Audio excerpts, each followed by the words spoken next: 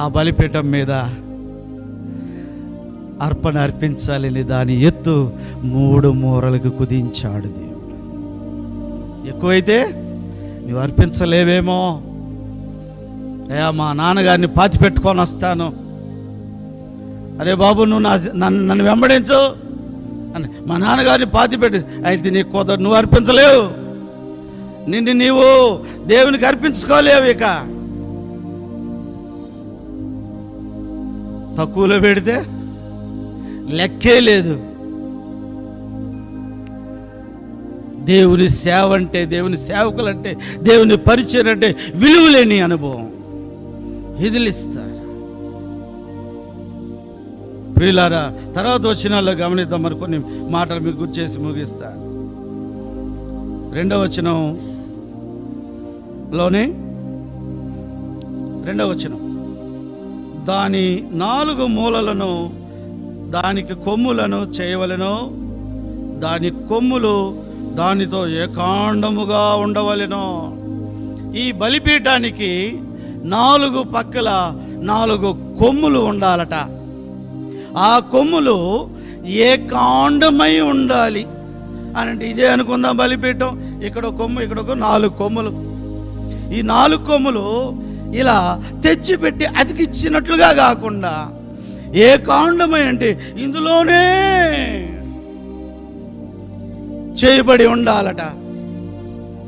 అంటే ఇది అతికిచ్చినట్లు ఉండకూడదు. అంటే ఈ కొమ్ము దేనికి సాదృశ్యం అంటే బలానికి సాదృశ్యం.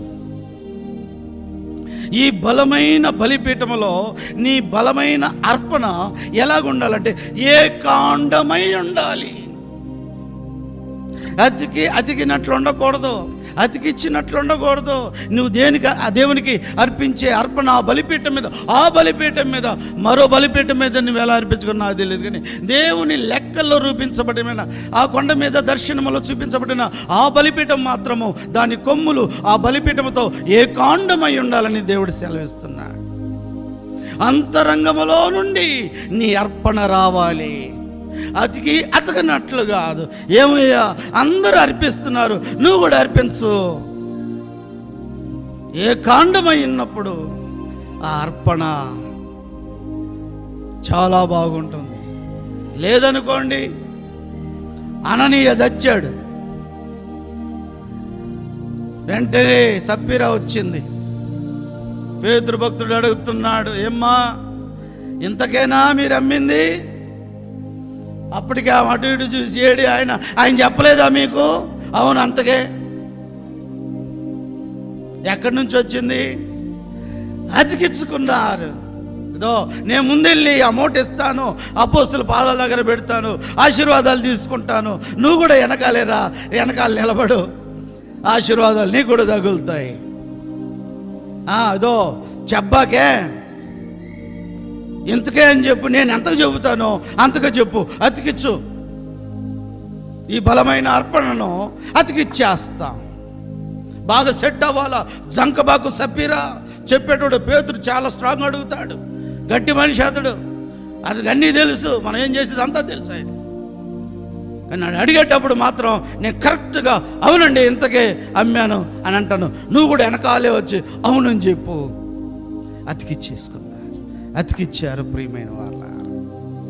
వారి జీవితాల్లో ఆ బలమైన అర్పణ, ఆ కొమ్ముకు సాదృశ్యం ఉన్న బలమైన అర్పణ అతుకుబడి ఉంది, కానీ ఏ కాండమై లేదు. అందుకే అవునండి అంతకే అమ్మారు. మరి కొంత దాచుకున్న సంగతో అది చెప్పొద్దు అన్నాడులేండి. కింద దబ్బును పడి చచ్చిపోయి.